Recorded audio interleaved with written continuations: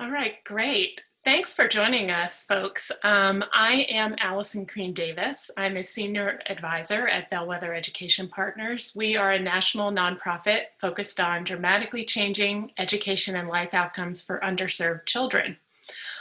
Before we begin today, I want to acknowledge that many of us have suffered losses or are coping with challenges due to the pandemic, and we want to make sure that we honor that. We also know that as we speak about the use of annual assessment data, there are other discussions to be had about the importance of this data for accountability, knowing the needs of our students, and for effective teaching. Today, we're focusing on education research and specifically the pandemic's impact on capturing assessment and related data for spring 2020 and how that's influencing education research now and potentially in the future.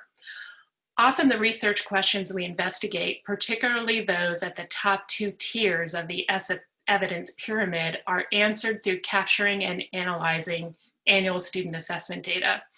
These data theoretically have provided a consistent, psychometrically valid, and reliable point of comparison between student groups, or to track change within student groups over time. In addition, many researchers depend on school-based data, on-site observations, for example, to better understand questions of implementation. Much of this information is missing from this past spring, and there are questions about what data will be available during this academic year.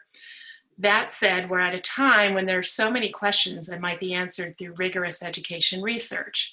Questions about educational models, use of resources, instructional approaches, student outcomes, and overarching questions related to equity. To help us think about these things, we've brought together researchers with a range of perspectives with expertise related to formative assessment data, longitudinal data, data related to teacher quality and equitable student outcomes, and issues related to federally funded research and evaluation. So we're excited about the accomplished panelists joining us today, and I'm sure they are the reason that many of you are here today. Each of them brings their own perspective to educational research. So I'm going to give you a very brief introduction to them, and then we're going to jump right into our questions.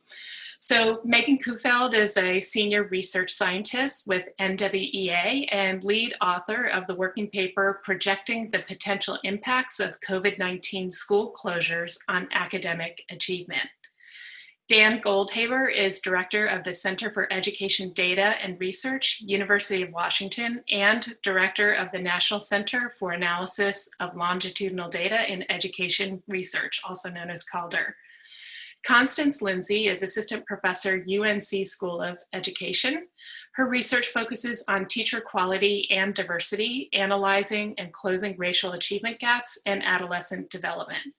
And Matt Soldner is commissioner, National Center for Education Evaluation, and chief evaluation officer at U.S. Department of Education. Welcome, and thank you so much for joining us today. So let's go ahead and jump in. We're going to start by reflecting back to March 2020, when schools began to close in a wave across the country and states were given the opportunity to waive annual student assessments. How has missing data from spring 2020 affected your current research or the research you manage? So, for example, I'm going to start with you, Dan. Are there workarounds you're using for your research? Will this year just have a permanent asterisk on our graphs with longitudinal data? Are you redesigning methods? What can you tell us about what you're doing with work that's ongoing? Well, I guess I would start off by saying, hi and thank you. And I recognize a lot of the names of the folks that are out there, and it's nice to see your name.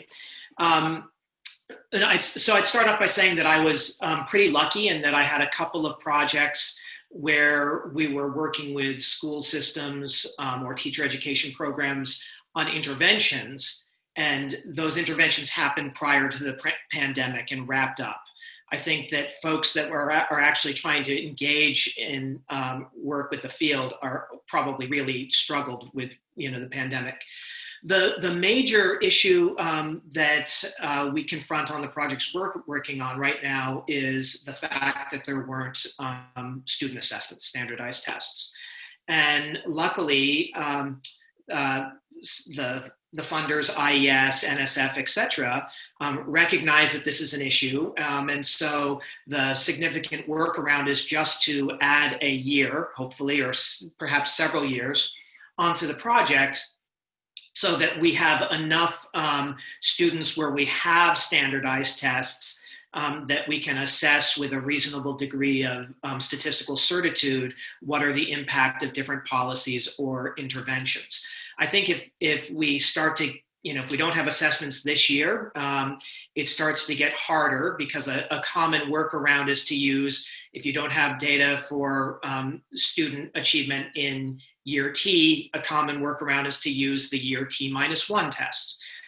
That starts to get harder as the sort of the span of data, the span of years is greater between assessments.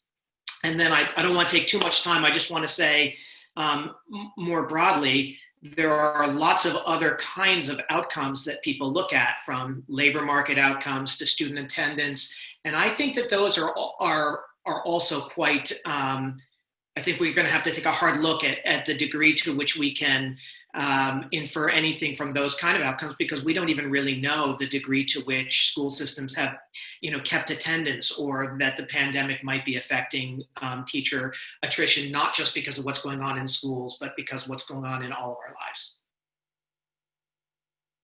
Thank you, Dan. And so Megan, I'm wondering, since you have a little bit of a different point of view, working with more formative assessment data with a different cadence, what can you tell us about your experience doing research with NWEA data?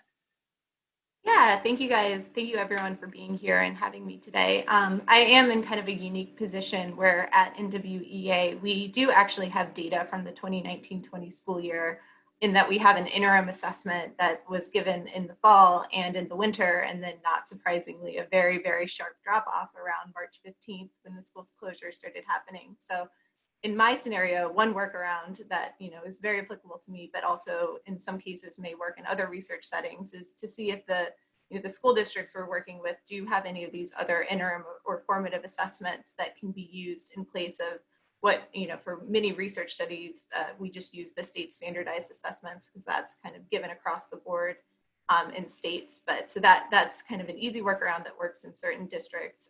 I'm also partnering with some colleagues at RAND to investigate different potential multiple imputation strategies to try to handle the missing data.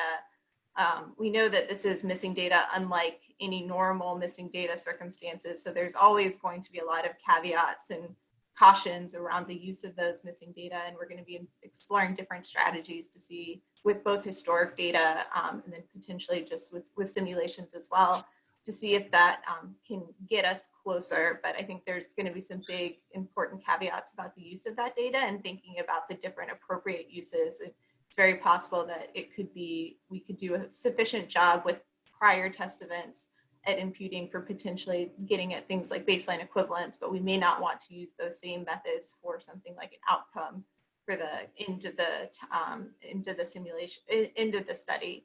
So I think that there's just going to be a lot of questions to investigate around if we are going to go the missing data route and try to do imputation, what are appropriate uses and whether those are equitable uses and they apply in different situations and different contexts. Megan, I may be speaking for some of the other participants here today. One question I have related to that work with RAND is, do you all have a sense of how you will share what you're learning? And do you have any sense of when that might happen? No rush, but I'm sure a lot of people are going to be very interested in that. Yeah, we're going to be putting out a set of working papers, both technical for researchers, but also kind of some less technical, broader audience work. And as soon as possible for the first set, that we are targeting different uses. So the accountability and kind of instructional uses side of data are going to come first before the researcher side. So apologies to this audience that may come a little bit closer to the spring, I believe. Great. Thanks for sharing that with us. Constance, what can you tell us about what you're doing with your research that's ongoing? Sure. Yeah. So when I think about sort of how spring 2020 is affecting things, I think there's sort of two different directions or two different areas I've been thinking about. So most of the work I do studies adult and adult practices. And on some level, that work can continue, but you always need to be able to sort of connect the practices, behaviors, et cetera, to particular outcomes. And so to the extent that we have, any measurements of outcomes, I feel like that's super useful. Um, the issue, though, in terms of moving forward, is we don't really have baselines for any new initiatives, and so I'm not necessarily as concerned with the ongoing piece so much as how do we sort of figure out what's happening moving forward. And I know we're going to come back to that. The other thing that I'm sort of worried about in this area is sort of who went missing. So not just from like a missing data standpoint, but also like there are kids that are missing who aren't showing up in the data at all. And so I think that gets a little past sort of the imputation problem. And then we also might be concerned if we're thinking about this from an equity lens, who those groups are and how we might capture whatever is going on for them. So I would say the biggest challenge really is not necessarily the ongoing, but trying to get that baseline for new initiatives and for new research questions. Thank you so much. And I'm wondering, this may be too early to ask you, Megan, so apologies if this is an unfair question. But in terms of Constance's question about maybe the limits of imputation and which students you can actually represent in that, have you all considered that as a limitation or how you may factor that into your work? Yeah, I'm so glad Constance brought it up because it's a huge limitation. And I think we have to think really carefully about anything, the difference between someone who stayed in school but didn't test and the difference between a student who just fell off the map, and stopped showing up and teachers weren't able to reach them for whatever reason. We don't have a strategy yet, but I think it's a really, really important consideration. Okay, great. And Matt, I'm going to ask you, and then I'm actually going to go ahead and tee up the next question because I think they're related, and this gives you a little bit of time to speak to both. So one is related to what you've already heard about folks that are, tackling questions with ongoing research. And then the other question I had specific for you is that IES funds a lot of research designed to build a rigorous evidence base for the education sector in general. Wondering, Matt, if you have found that some research can't be rescued from what we're calling this lost year of data. So are there questions that just simply cannot be answered anymore? And if so, what's happening to those studies? Yeah, really good questions. Thank you, Allison. So I'll start with the first and kind of loop back to your initial question was, will this be a permanent year of missing data or an asterisk next to all of our statistics? And, we don't think that this year will be a permanent asterisk. It's still a bit early to tell. And like all of you, we're trying to do as much as we can with our ongoing work as we look to the future. We're really monitoring carefully what's happening in states and in large districts, trying to get a clearer sense of what spring 2021 is going to look like, because we obviously have a long lead time, as do all of you in your work. But to pull through some threads that my colleagues shared that I think are really important, Dan alluded to this. First off, we're really fortunate that for the research that we fund, and so that includes huge amounts of university-based work, right, that people like Constance are doing, applied research by our RELs and with states and districts, federal program evaluations, which my shop does, and then large-scale assessments like NAEP.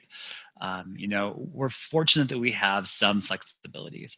And to Dan's point, for the ongoing work, whenever we can, we're talking about extending project timelines if that's what makes the most sense. And luckily we have the capacity by and large to do that. But one thing I would be remiss if I didn't point out is the incredible creativity of our researchers. They are triaging in a number of ways that I think are really important to point out. So, in some instances, a lot of the work was able to continue pretty much on a similar timeline, although with some shifts of mode. So for example, we had a number of paper and pencil collections that were moved to tablets or other approaches. We had folks who had great qualitative work planned, but they had to shift it to moving away from in-person work to virtual or web-based survey instruments, but they were able to kind of keep going in the spirit of their work with some tweaks to the methods. Sometimes we were able to work with our grantees to move work that was planned for later in a project earlier. So that could be prioritized. So researchers, grad students, and others could keep working. Progress could continue to be made, even though we were seeing that the kind of 2020 spring data we're going to be missing. Kind of carrying forward Megan's point, oftentimes there are cases where we think there will be ways to maintain rigor and maintain quality through planned missingness or other approaches like imputation. Certainly not going to be a panacea, but will get us somewhere and squeeze some value out where otherwise it might have been lost. And then finally, you know, as we look forward into the future, some work is just going to have to be postponed. I think probably most folks on this call know now that you know, currently, although none of us have a crystal ball and can look into the spring, NAEP is looking at going forward with our mandated 4th and 8th grade work in reading and math in 2021, but other activities like civics and US history and long-term trends are going to have to be delayed. So it's a kind of a project by project balancing act with hundreds of projects going on funded by IES. Each one is kind of getting a bit of a bespoke solution. So Allison, you did ask whether there were projects that simply can't continue. You know, and there have been a small number of studies that have had to make more substantial shifts. I don't want to say that no projects were canceled, but I think by and large, the overwhelming majority of work was able to continue with some tweaks. First, I would say and offer a huge thanks to all the researchers who were kind of in that boat where they were really up against it. They continued to work with the states and districts who were their partners, who were originally involved in the work, providing whatever kind of assistance they could that was kind of within scope, even if it was a bit of a twist on the scope. For a small number of projects, though, if they were in their last year or they were up against some sort of constraint that simply couldn't be shifted, the question we posed is there anything to be done to maximize the learning from what you were able to accomplish? So if you were doing an impact study and that pivotal last year of data are gone and there is no proxy or a substitute we can leverage, did you learn something about implementation? Did you learn something about measurement or recruitment or something that has some enduring value? And if it did, let's capture those enduring lessons that inevitably means there are going to be some projects that are not going to achieve the full remit of what they had proposed and are not going to be able to do all that they had hoped. But we don't think any of our projects will amount to a total loss. In fact, far from it. I think we're going to learn lots of new and novel things that perhaps we hadn't anticipated otherwise. Thank you so much for that was a lot you just answered very concisely. One thing I wonder about, Matt, is given how you've just represented a lot of this creativity and collaborative thinking about how can we make this work, how can we kind of squeeze something good out of this, it makes me feel as if you all in your roles have had to play a little bit of like a consultational role with researchers, and just kind of quickly wondering if you all felt internally as if you had the capacity to do that at probably the scale you've had to do given what's going on now. So it was a lot of work. There may well be researchers on the line who are like, I didn't get the kind of consultation I wish I'd had. So my apologies if you didn't. So what I would say is we were trying to provide consultation to all of our grantees. And I think the R&D centers, so NCER and Nixter, did an incredible job. I also want to kind of tip my hat to colleagues across the department who are overseeing discretionary grants to states and districts. So if you had, for example, a grant from our Office of English Language Acquisition, you too had questions about how is it that you were going to collect data and do evaluation for your project. And you might not be a trained researcher. You might have a contract evaluator who you're working with.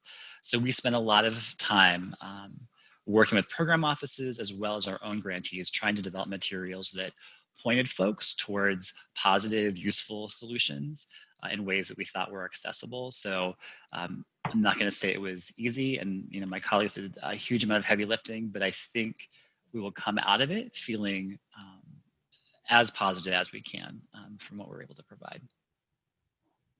Great, thank you. All right, we're going to pivot to the next question. This one, I'm going to start with you, Constance. I'm wondering, and you've actually already alluded a little bit to this, so I think you'll be able to go deeper now, is how you're thinking about the data we do have from the spring of 2020, or even data that are being collected right now, such as student attendance, teacher attrition. I mean, you can tell me some of the indicators that are of interest to you. Wondering what insights we will be able to draw and what questions should be top of mind as we're looking at results. Yeah, so I think that's a great question. And where I would start is thinking about using spring 2020 data to shape new research questions. And in particular, I think there's sort of two things we should be focusing on. So one, who are those missing kids I already talked about? But then two, also just trying to put bounds around gaps of all shapes and sizes. So who lost learning, who did not? Did some groups lose more than others? Are there particular areas where we might think about targeting more resources? And I believe a lot of that can be done with some of the things that were able to be collected in spring 2020. There are a few reports that have come out recently that really try to think about this idea of learning loss. And they try to do some estimations of, how much different kids in different areas might have lost over the course of the spring semester and how that will affect things moving forward. And so I think those types of analyses with the data we do have are super important. But then also, I think some of our previous research questions we need to pivot on because by the time that those old research questions get published or the work is done, they're going to be out of date because we're in a new normal. And so I really see the role of spring 2020 data as a baseline for a ton of questions that we now need to be asking, and not just with sort of thinking about COVID-19, but also with our new, many districts have new focuses on, new foci, I guess I should say, on equity issues, things along those lines. And so that spring 2020 data, while not clearly far from perfect, could be a good baseline from which we can start thinking about new initiatives, new research questions, and then also just tracking loss and gaps. So that's interesting because I think it's the second time we've heard the term baseline in different questions today. And I think the first time we heard it, it was related to how this, it's unfortunate because it doesn't serve as the kind of baseline we may have expected for research questions that were formulated in the past. And what you're telling us too, and also makes sense, is for some of the current and go forward research questions, it actually may be the right baseline because it's moving into this next phase of what schooling is looking like. Yeah, and so I would add one caveat, which would be maybe it's not the right baseline, but it's the best baseline that we're going to have, right? So we just have to have some expectations that what we're measuring might not be the most precise, and that we might not have it right, but if we have bounds around maybe how wrong we are, I think that could also be super helpful. Okay, great. And Dan, I'm turning to you because I'm thinking too, not only about baseline, but phase lines. If we think about longitudinal data and that this is, if you had multiple years, it would be like a phase line on 2020 and how, this, before and after are different contexts. So wondering if you can tell us a little bit about how you are thinking about data that you do have from the spring or things that should be top of mind for us as we're looking at those data. Well, I think I'd say two things. One is that with the advent of longer and longer panels of longitudinal data, that you can do more to look at sort of the trajectory and patterns of student achievement over multiple years. And so I think that we'll see how useful that can be, because with something like a pandemic, it'll be interesting to see the degree to which students are not knocked off of what you would think of as a normal trajectory of achievement. And I don't mean just achievement with regards to test scores, but from everything from course taking patterns, the likelihood of being held back, likelihood of going on to college, and ultimately like what happens in the labor market. So I think there will be ways to exploit the longitudinal data that they've been exploited in the past, but it will be much more important to think about research in terms of student achievement trajectories than it has been. Thank you. Megan, I'm wondering too, we actually had a question come up, and so you may be able to weave this into your response. How you're thinking about data from the spring. I know Constance referenced that there's been research, and I know you're one of the authors on research about learning loss. Maybe you can talk to us a little bit about what inspired that work and how maybe you're seeing it being used. And then a question from our participants is, do we have a sense yet, or I'm not sure if the window has opened, for if students are taking NWEA this fall, or if we expect there to be some sort of drop-off? Yeah, I can definitely talk about both of those things.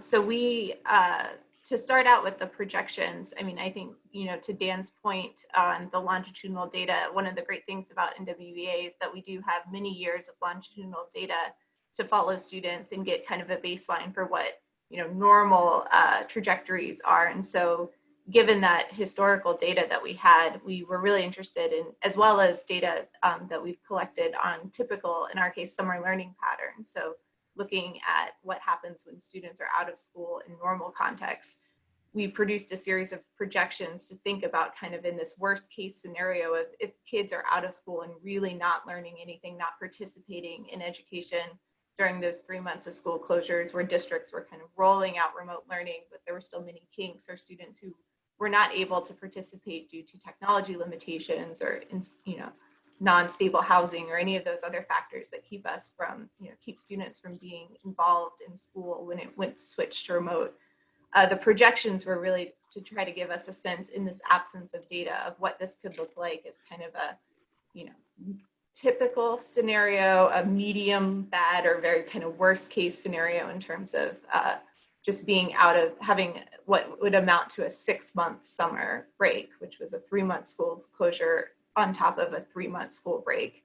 We of course produced those projections assuming schools would be kind of up and running normal, COVID, how long could this possibly affect us, right? So, this is a different context that we all find ourselves in. And so I think we have to, as remote learning has become more of the norm, the way we were projecting, which was mostly assuming students were not in school, of course, is a different context than what we find ourselves in now, where remote learning we worked out some of the kinks in many places. So that was kind of the context of the projections, and I certainly hope they're useful. And we do have, in fact, data coming out this fall. The MAP growth assessments are being administered.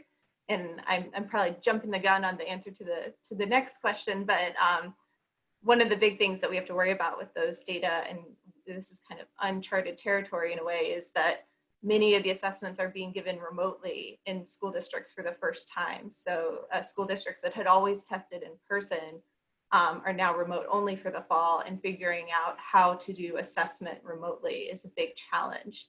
And there's lots of, contexts in which kids may be testing at home that may not be ideal, with siblings around, with not having a quiet place, with having poor internet bandwidth. And so before we do anything with that data, I think we really need to tackle some of the hard questions about comparability between in-person and remote testing.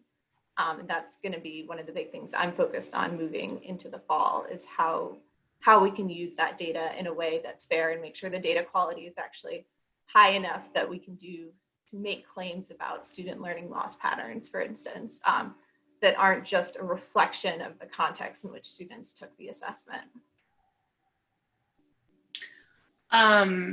Thank you so much for bridging that work with what you intend to do going forward.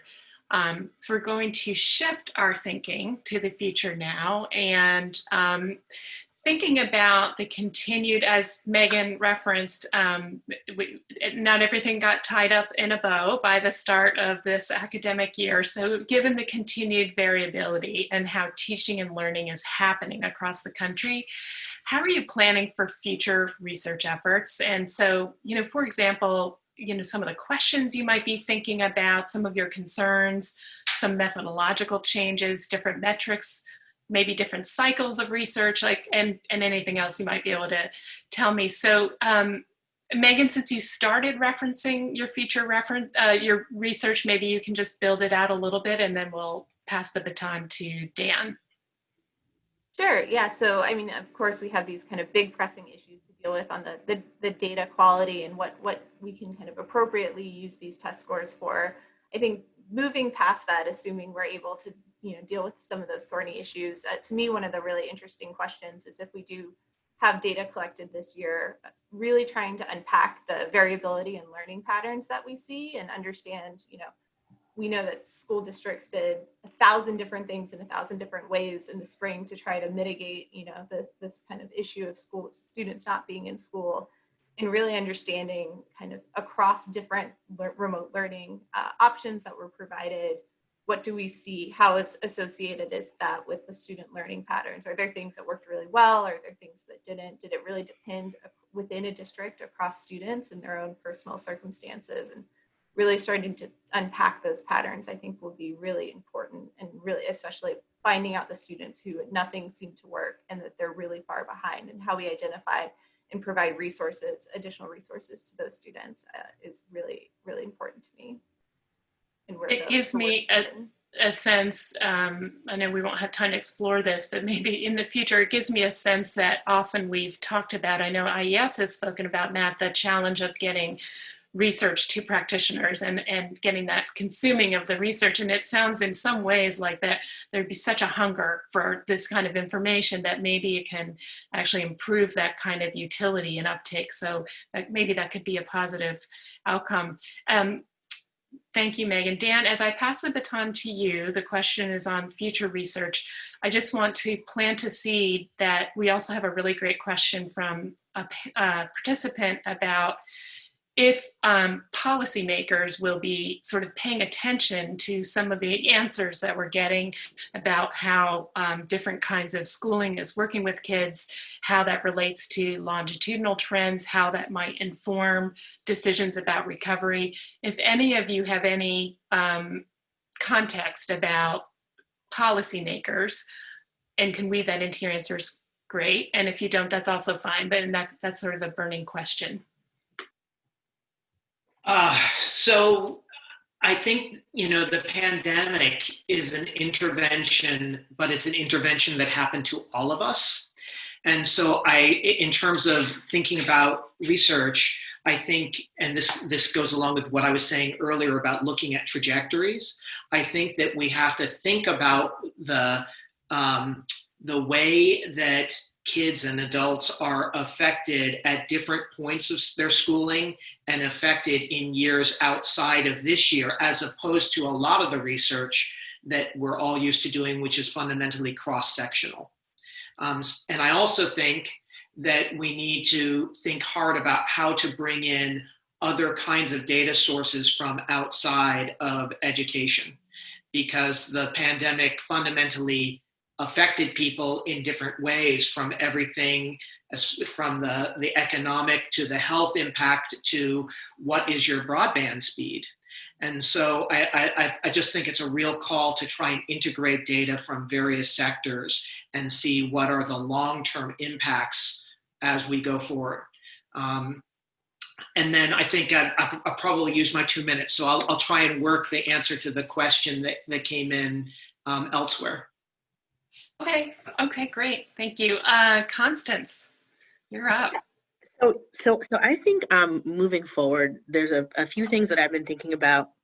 I am involved with some work where we're trying to help design a study, and sort of similar thing where we started this when we thought like the world would look a little different when the new school year started. And so what we're having to do is just explicitly take COVID-19 and all of its sort of concomitant things into account, right?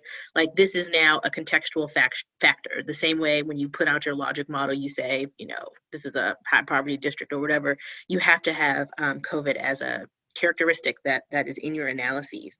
Again, I'll say that we also need to sort of just be answering new and different questions now that sort of match the reality that we're in. So this question of gaps and how they're exacerbated. But I also think there's opportunities that we might be able to investigate, at least from a descriptive standpoint, about students learning. And so one thing that we might think about is, and I've sort of heard this anecdotally, but it could be the source of a new study or a source of a new research question is, maybe there are students that are well suited by virtual learning and individualized learning plans, right? And so this might present an opportunity to explore that, certainly not from like a causal perspective, but might be very useful descriptively. Maybe for students who were bullied at school or something like that, this presents a better set of options for them. And so I think we just need to be a little bit more creative in terms of the questions that we're asking and really sort of taking it in as a contextual factor, because to Dan's point, it happened to everybody. And so I would really discourage, I went on Twitter rant about this, but I would discourage researchers from trying to use it as an instrument or for something or anything, because it's this sort of broad global thing. And so we really have to integrate it into our research that way. Can you say a little bit more about what you mean by use it as an instrument? Right. Yeah. So it's not like some exogenous, well, it is exogenous, but okay. It's it affected everybody at the same time. So you can't use it. There's I think a really good article by Josh Goodman that I think he posted it today. I'm not sure who the co-author is, where they say, for example, you can't use COVID to assess the impact of online learning, right, on kids. It's not good design to use it that way. But perhaps there are other questions that you might be able to answer. So that's what I mean. Okay, great. And I think the only thing I would, maybe this can come up in our lightning round, is having you speak to the fact that it happened to everyone. And I think what I have heard you say before is it didn't necessarily happen to everyone in the same way in terms of what was their opportunities were. Mm-hmm. So Matt, how are you and IES thinking about the future? And I also loved the thought that Dan brought up about potentially integrating different kinds of data to get a more well-rounded sense of the phenomena. I don't know if that's anything you all have thought about in terms of projects and funding, but if so, I'd love to hear about that. Yeah, I'll save some of that for my lightning round answer, but yeah, Dan's on that. So, I mean, I think I stipulate that learning loss, especially kind of differential learning loss across groups, feels most acute for us.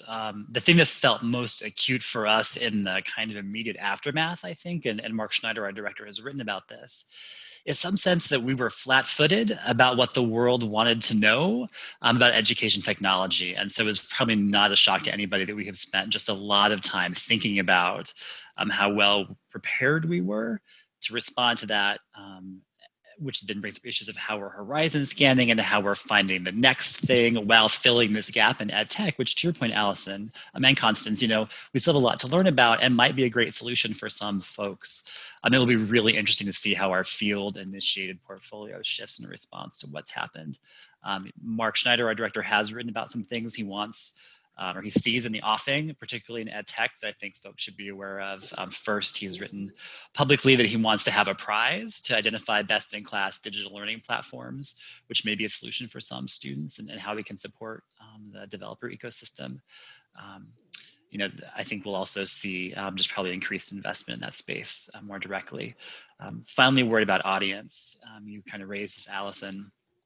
You probably also detected in Mark's blog some real angst about not being in a position to kind of solve, if ever we could, the at-home teaching and learning problem that we know so many families are struggling with. We really leaned on the RELs and other resources to build family-facing resources, as well as tools that educators can use with families, even though those weren't our immediate audiences. And so, we are had been, but are now even more so, I think, deeply committed to making sure that our work is really useful to all the many people who will need it, because we just don't want to be caught in a position that some of us felt we were caught in March 2020. We want to be sure things are accessible, useful, and used to help the students who need it the most. Thank you so much. Okay, so we have arrived at the lightning round that everyone's excited about. So we knew, first of all, knew we weren't going to have enough time to really go as deep as we all would love to get into today, and that probably each of you might have at least one thing that you wish you had had the opportunity to speak to that didn't come up already. So we're giving each of you a minute to raise that. I know, Dan, you already suggested that you had something that you might bring to the lightning round, and maybe had something about the policymakers. I'm not sure, but would you like to take the first crack? Sure. I'll say two things that are maybe a little bit provocative. One is that I think, unfortunately, it's a mistake to think that if we have a vaccine tomorrow, that suddenly the world, the education world, goes back to normal, because we're likely to see the education budgets affected for a number of years going forward. So connected to policymakers, I would hope that as researchers and the researcher and policymaker communities get together in productive ways to learn from research that's been done, for instance, around the Great Recession, about how we can sort of limit the damage that might occur as a result of reductions in education budgets. And the other thing is, I think it's probably right that we're going to see lots and lots of learning loss and differential learning loss mainly for disadvantaged communities, and that is going to impact people long into their lives. That's probably right. But we ought to be open to the possibility that we do not see huge downstream labor market changes, and think about what that might mean for the education system writ large. I mean, to me, if we didn't see big long-term effects, it either means that we did a wonderful job remediating from what was a worldwide pandemic, or that we need to do some fundamental rethinking of education structures to make them more effective. That is provocative. You delivered. Constance, how about you? Okay, I'll be less provocative. I think this is also, we haven't really mentioned parent voice, student voice. We can gather a lot of that data independent of the assessments and what administrative data is that we have available to us. So this could be an opportunity to really focus on those voices, which are very often sort of left out of the research conversation. Great, thank you. Megan. Yeah, I'm going to piggyback off Constance. I think that, I use this time to give a plug for descriptive work. I think this is a time that's really, really ripe for descriptive work. And I think if we're going to do that well, we really need to have the voices of students and parents and have measures of what learning opportunities happened and how students feel about things, feel about the way that instruction was provided, in order to really understand the patterns of learning loss and tie it to students' actual experiences. Thank you so much. Matt. Yeah, I'm not going to be as provocative.